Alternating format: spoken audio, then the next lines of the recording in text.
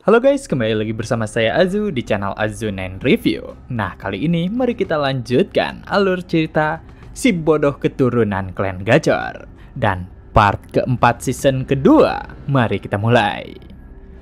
Di tengah lautan, terlihat sebuah kapal besar sedang berlayar mengarungi ombak. Dan penumpang yang ada di sana tidak lain tidak bukan adalah Theo. Karena saat ini dirinya mendapatkan tumpangan untuk pergi ke Floating Archipelago.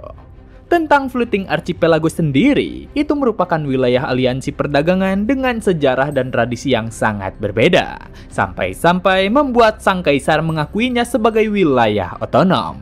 Namun, Roivan mendudukinya semenjak Perang Besar dan mengubahnya menjadi pusat pembuatan perlengkapan militer. Tapi pada akhirnya, semua pulau tenggelam dan hilang dari peta setelah berakhirnya Perang Besar. Jadi demi kebaikan Ragnar dan Floating Archipelago, saat ini Theo berencana untuk membersihkan semua jejak-jejak Roivan. Di saat Theo memperhatikan tempat tujuannya, Antonio bertanya kepada Theo, apakah dirinya tidak mengatakan omong kosong? Karena bukankah Theo menjanjikan akan menyelamatkan pulau terapung Floating Archipelago? Terutama, apakah mencegah pulau itu tenggelam adalah dengan memindahkannya? Dan Theo yang mendengarnya, ia tersenyum dengan penuh percaya diri, di mana ia berkata jika itu bisa dilakukan. Karena Theo mengetahui jika si dragon yang berada di lantai lautan di bawah archipelago merupakan guardian relik milik Primordial Dragon. Sebelumnya, di alam bawah sadar, Theo bertanya kepada para guardian relik tentang bagaimana dengan pedang yang dirinya dapatkan ini. Di mana baik Drake dan Desert Dragon, mereka berkata jika itu merupakan relik Primordial Dragon. Namun, meski Theo juga memiliki dugaan yang sama, ia kembali bertanya karena kenapa pedang itu tidak cocok dengan Ragnar. Dan Fairy Dragon membalas jika sepertinya Guardian Dragon dari Dragon Slayer Sword telah meninggalkan tugas dan kabur dari relik itu sendiri.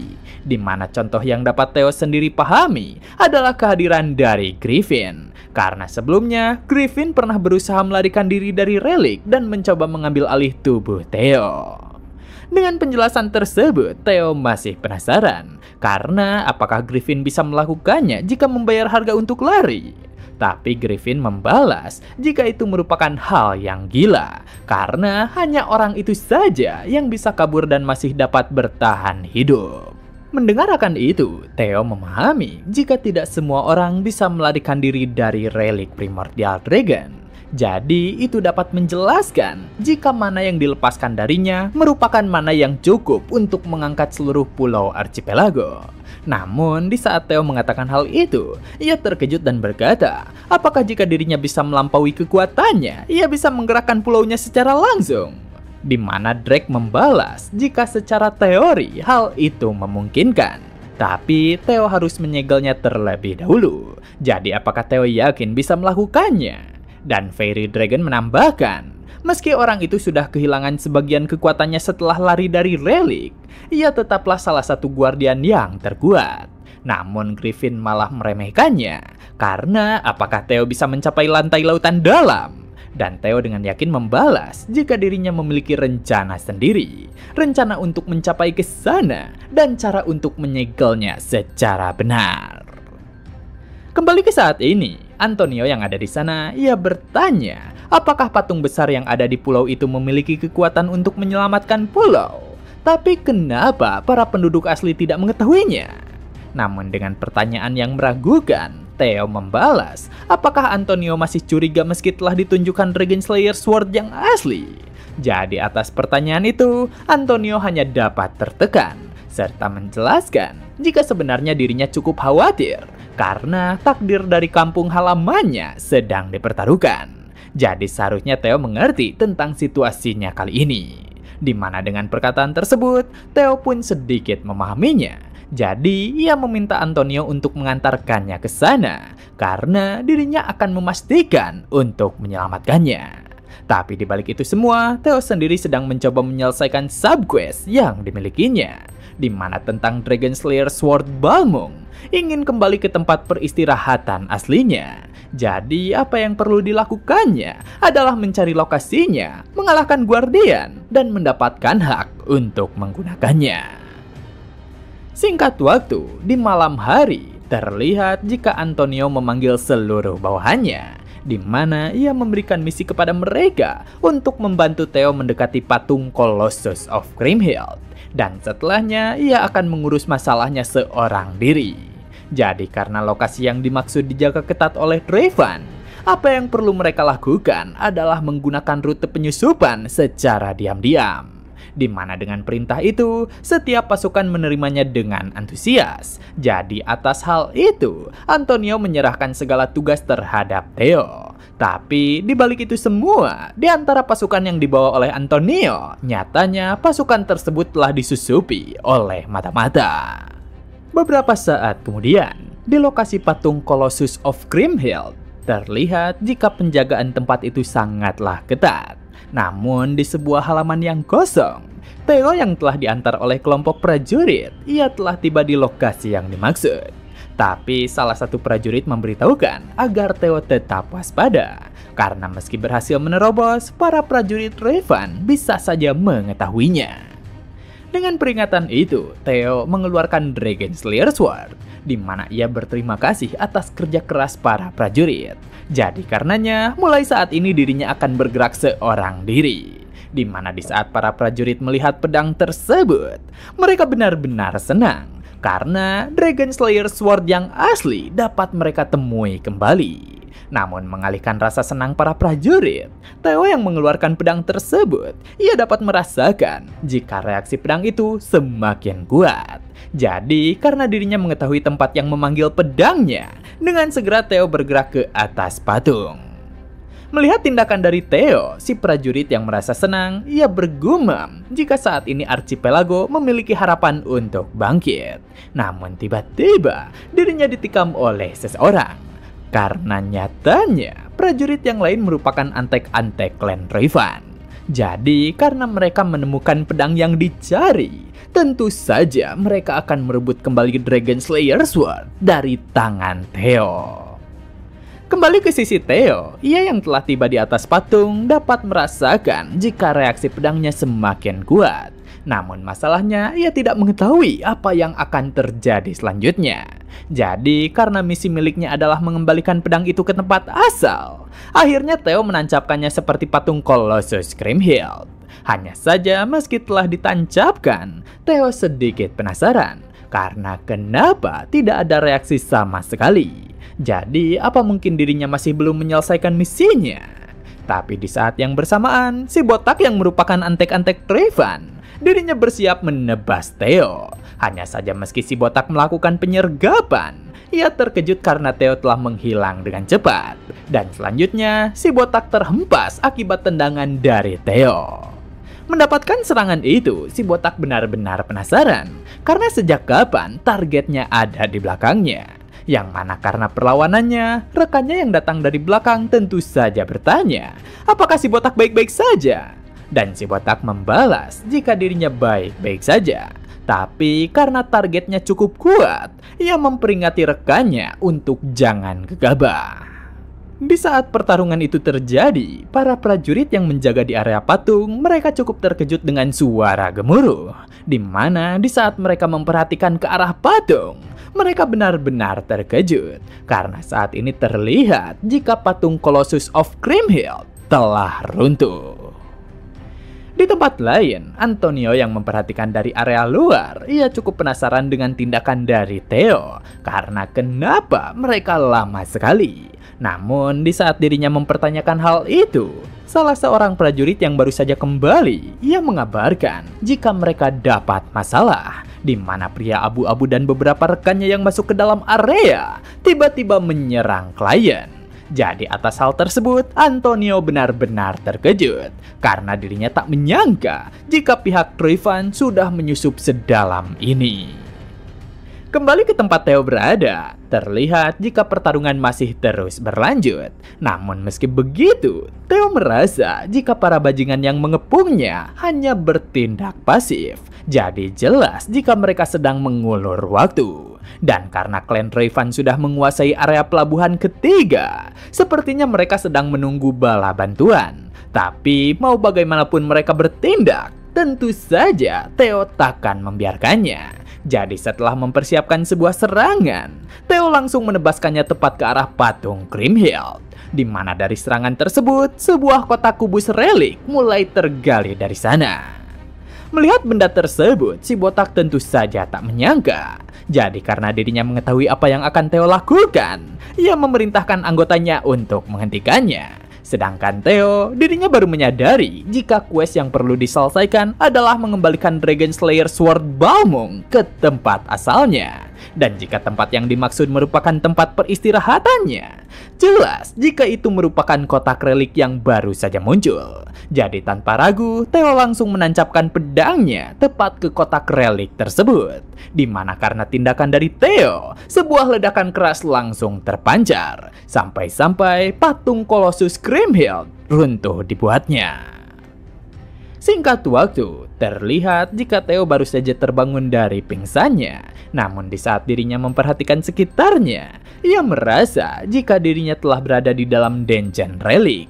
Hanya saja di saat dirinya memperhatikan sekitar, ia sedikit terkejut dengan beberapa makhluk yang sedang mengobrol. Karena nyatanya, keempat guardian yang dimilikinya telah membentuk wujud spiritual di hadapan Theo sendiri. Melihat hal itu, Theo tentu saja bertanya, karena ada apa dengan bentuk aneh mereka? Dan Fairy Dragon membalas jika mereka mewujudkan diri menggunakan mana milik Theo sebagai mediumnya. Tapi karena mana milik Theo terlalu sedikit, penampilan yang mereka miliki terlihat konyol. Serta selain itu, mereka juga hanya bisa terlihat oleh Theo. Namun mau bagaimanapun itu, hal ini merupakan kasus yang menarik. Karena dungeon ini memiliki rasa kerinduan dan kasihan terhadap manusia. Mendengar perkataan itu, Theo tentu saja penasaran. Karena apakah manusia yang dimaksud merupakan Grimhild? Hanya saja Griffin membalas jika mereka sendiri tidak mengetahuinya. Karena apa yang mereka ketahui hanyalah kepingan ingatan yang tertinggal dari relik itu. Dari perkataannya, Theo sedikit memahami. Tapi karena di dungeon ini tidak ada guardiannya, dirinya memutuskan untuk berkeliling saja. Hanya saja di saat yang bersamaan, sebuah skeleton bersiap melesatkan anak panahnya. Dan di saat anak panah itu melesat ke arahnya, nyatanya Theo dapat dengan mudah menangkap hal tersebut. Serta bergumam jika sepertinya tempat ini tidak benar-benar kosong. Tapi ketika dirinya memperhatikan para penyerang yang datang, ia tentu saja penasaran. Karena apa yang sebenarnya terjadi? Dan para skeleton yang muncul, mereka terus mengungkapkan kata-kata yang sama, di mana mereka akan menyingkirkan penyusup yang membawa pedang milik Grimhild. Dengan kelompok skeleton yang muncul, Griffin cukup tak menyangka jika mereka melakukan hal ini demi melindungi kepemilikan Dragon Slayer Sword bagi manusia yang dipanggil Grimhild ini. Namun di saat dirinya bergumam, ia terkejut dengan Theo yang melesatkan anak panahnya. Dimana karena serangan tersebut, saat ini salah satu skeleton langsung dibuatnya hancur. Dan karena musuhnya tak berdaya, Theo merasa jika situasi ini bukanlah apa-apa. Jadi karenanya, ia perlu mengalahkan mereka semua. Dan apa yang perlu dirinya lakukan adalah membasminya. Namun, Fairy Dragon memberitahukan jika hal ini tidak sesederhana yang Theo pikirkan, karena para penjaga dungeon bukanlah skeleton biasa, melainkan mereka merupakan pasukan abadi, Dragon Fangs. Dengan serangan pembuka yang telah Theo lancarkan, para skeleton mulai menerjang ke arahnya. Namun meski begitu, Theo menantikan hal tersebut. Bahkan meski hal ini tidak akan mudah, ia percaya dapat menyelesaikannya. Jadi karenanya, pertempuran Theo menghadapi pasukan abadi telah dimulai. Melihat Theo yang terus bertarung, Griffin berkata kepadanya jika Theo tak bisa bertarung tanpa henti seperti ini. Jadi atas hal itu Theo pun bertanya, apakah Griffin memiliki ide bagus? Dan karenanya, Griffin menjelaskan, bukankah Grimhild sendiri merupakan manusia? Jadi bilang saja kepadanya untuk menyerahkan kepemilikan Dragon Slayer Sword. Tapi mendengar omong kosong dari Griffin, Theo menjadi cukup kesal. Karena meski Grimhild merupakan pahlawan legendaris, jika dirinya masih hidup, apakah ia masih disebut manusia? Yang mana dari perkataan itu, Griffin balik kesal kepadanya karena tuannya itu merupakan manusia yang tak tahu diri. Jadi sepertinya saran tersebut hanya akan menjadi sia-sia bagi seorang pria bodoh seperti Theo. Dari omong kosong yang diucapkan oleh Griffin, Theo langsung membungkam mulutnya. Namun secara tiba-tiba dirinya mendapatkan notifikasi jika dungeon ini merupakan hadiah terakhir yang ditinggalkan Leviathan untuk Kriemhild. Jadi apa yang perlu Theo lakukan adalah mengambil kepemilikan hadiahnya dari Kriemhild. Mendapatkan notifikasi itu, Theo benar-benar terkejut. Karena apakah yang dikatakan oleh si Griffin bajingan itu benar? Jadi apakah itu artinya ada sebagian jiwa Kriemhild yang tersisa? Namun meski Theo memikirkan hal tersebut, pada akhirnya ia harus tetap menghadapi pasukan skeleton yang menyerang. Yang mana karena dirinya tidak memiliki pilihan, Theo mencoba bertaruh dengan keberuntungannya. Di mana di saat Theo menggunakan hatchling Synchro, ia dapat menemukan satu skeleton yang memiliki aura berbeda. Jadi karena skeleton itu berencana untuk kabur, Theo yakin jika skeleton itu merupakan sebuah jawaban untuk situasi saat ini. Jadi dengan teknik Thunder Dragon Rapid Fang, Theo berhasil mengejar si skeleton yang dimaksud. Dan setelahnya, ia melancarkan teknik Thunder Needle untuk melenyapkan skeleton itu. Dengan kematian dari skeleton, Theo mendapatkan notifikasi jika sisa-sisa Kriemhild telah ditemukan. Jadi, apa yang perlu dirinya lakukan adalah mengumpulkan sisa-sisa yang lain dan hadapi Kriemhild, di mana dirinya baru mengumpulkan 1 dari 206 bagian.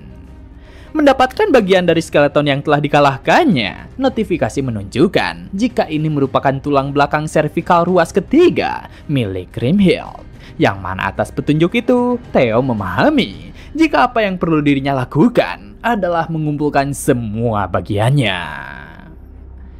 Di salah satu dermaga floating archipelago, terlihat jika sebuah kapal baru saja tiba, di mana karenanya si pengawas dermaga bertanya kepada orang yang baru saja turun, apakah ada masalah di perjalanan? Karena dirinya tiba lebih lama dari yang dijadwalkan.